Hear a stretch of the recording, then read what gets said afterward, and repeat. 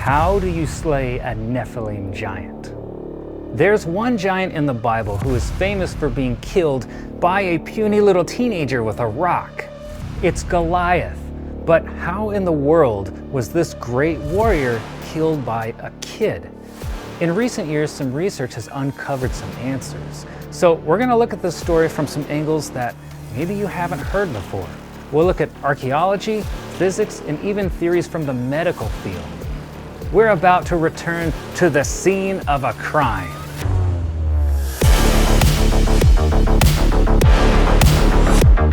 The body of Goliath lies dead on the ground, but his head is missing. Some 3,000 years later, all we have to go off of is a story from the book of 1 Samuel, chapter 17. Israel had been at war with the Philistines off and on for a long time, and neither army wanted to risk losing more troops in another bloody battle. But ancient people had a solution for this: champion warfare. Each army would send out their best warrior for a 1 versus 1 showdown, like on Mortal Kombat or Street Fighter. The winner would determine the outcome of the war. The only problem was that nobody from Israel wanted to fight Goliath, except David, and he wasn't really a warrior. Looking at the body from the crime scene, it becomes obvious why nobody wanted to fight this guy. He may have been somewhat inhuman.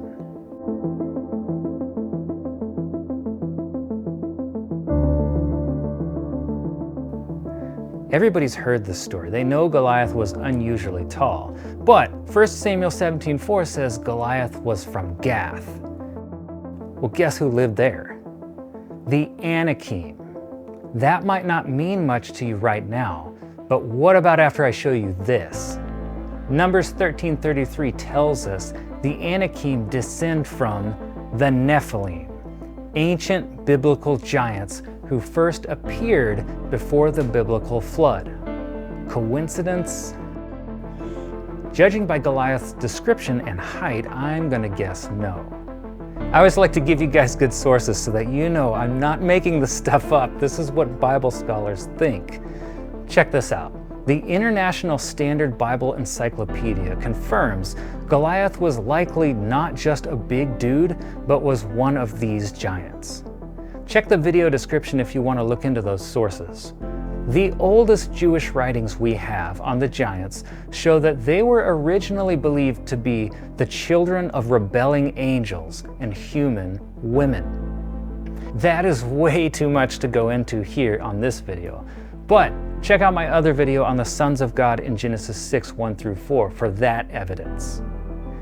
Not everyone believes the giants were more than just tall warriors, but if Goliath is truly a descendant of the Nephilim, it would change the interpretation of the story, at least somewhat.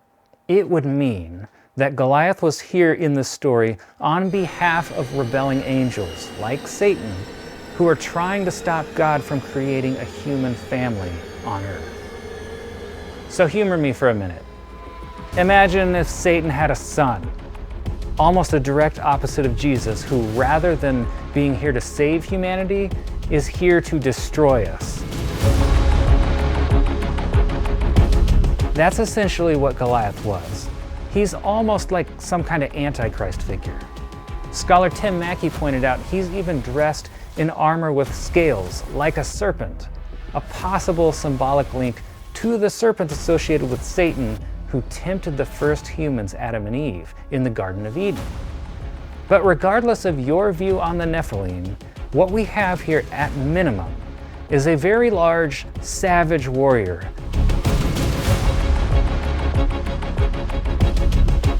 And this giant wants to put a stop to God's plans. So he was standing there making fun of God, which really ticked off this teenager named David, who just strolls up there with a sling and a few stones, and bam! Goliath took a dirt nap. Just for good measure, David took Goliath's own sword, cut his head off, and kept it for a trophy. Maybe used it for bowling. I made that up. How did this kid, who everyone had looked over, he was of unimpressive stature, win this fight? There are some possible theories, but for the sake of discussion, I'm going to mention all 6, even if I don't agree with them, and then I'll show my hand at the end. But let's see which one you find the most compelling. This channel is a safe place for you to explore faith no matter where you come from, what your background is, or what you believe. So, let's have some fun. Theory number 1.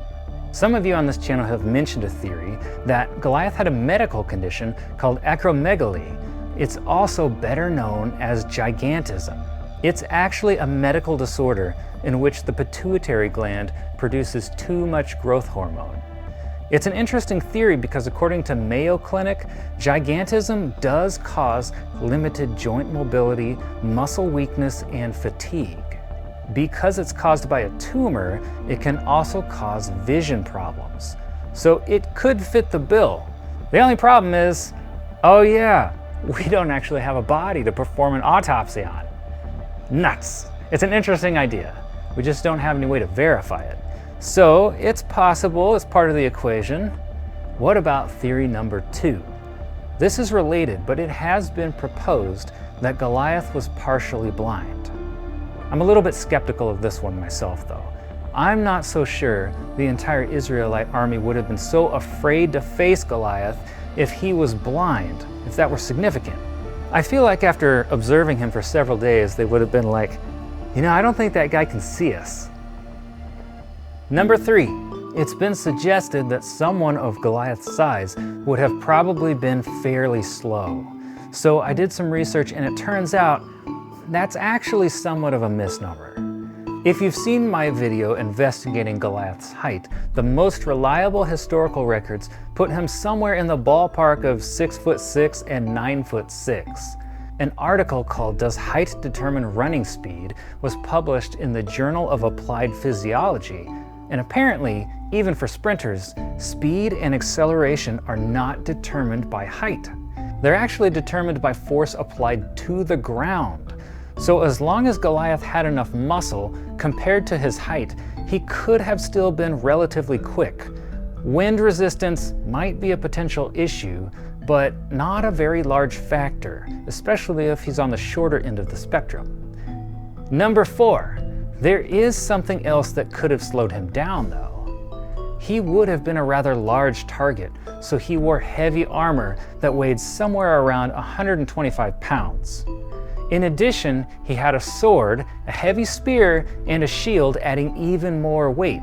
So whether or not everything he carried was significantly heavy is somewhat determined by how tall Goliath was, which is still debated. Metal armor probably would have slowed him down, at least some. David probably knew this, which is why he went out on the battlefield to face Goliath without armor. Realistically, Goliath's speed was probably at least a small factor leading to his death. 2 more factors remain, the last of which is the most interesting. Number 5. Goliath's ego could have played a role in his death, because when he saw David walk out on the battlefield, Goliath felt like having to fight puny little David was an insult.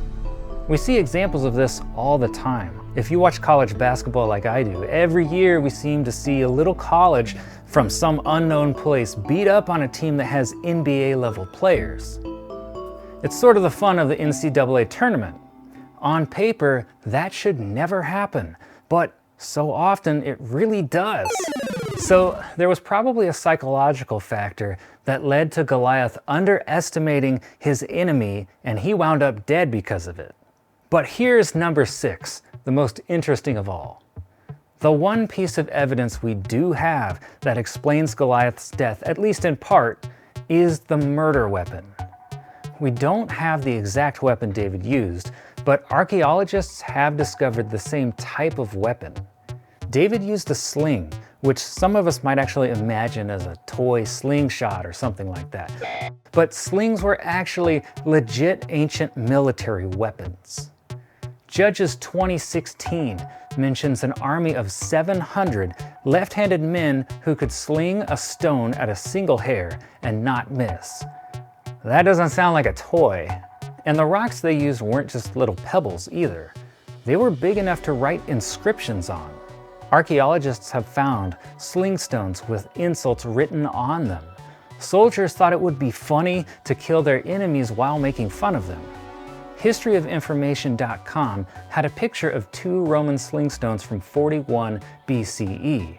They say the stones they found were only the size of a hazelnut, which can be up to an inch wide, but one of them contains an inscription making fun of a Roman politician's receding hairline.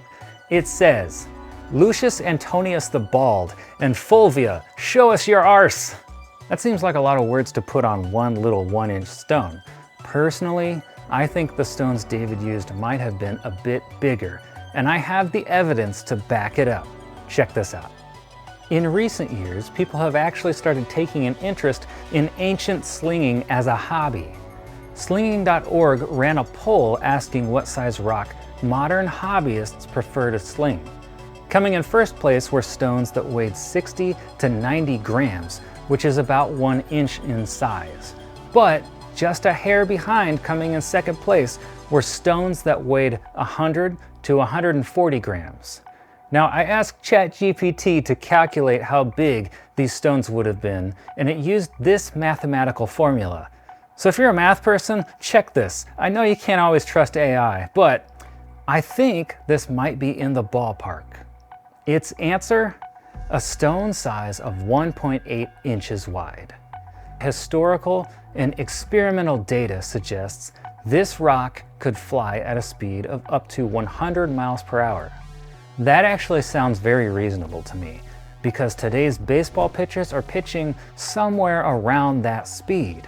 I think we're in the ballpark, but the best evidence is yet to come. In November 2023, the Times of Israel reported on a discovery of an enormous military arsenal of ancient sling stones. They're 7,200 years old, discovered near Galilee. Take a look at this screenshot from a video showing off the stones. The article didn't say how big the stones were, but we can make a rough estimate based on the size of the presenter's fingertip to the first knuckle. That's roughly about 1 inch long. So I drew a line and I pasted it onto the screenshot to create an approximate 1-inch ruler. The stone I'm measuring here looks to be about 2 inches wide. So imagine that you got hit in the forehead with that rock, 2 inches wide at 100 miles an hour. Is it possible that Goliath suffered from a pituitary gland condition or was partially blind? Sure. I just don't think these explanations are necessary to explain Goliath's death. It's fun to speculate, but I think we should remember that some of these solutions are just that, they're just speculation. So was he slower than David with all that armor? I do think that realistically is probably a factor. But I think what we know about the weapon itself is enough to explain why David was able to kill him. And it only makes sense to me that if David were facing an unusually large enemy, that he might have chosen larger stones than usual. That would certainly deal a lethal head wound. Some feel that a more scientific or logical explanation might diminish the power of God in the story, but I personally don't feel that way. Think about it. I mean, do you know any teenagers who wouldn't be afraid to go one-on-one in a death match against a giant warrior bigger than a pro wrestler? I doubt I even could find an adult that wouldn't be scared. Plus, God made a universe from nothing, so I don't really need a huge miracle here.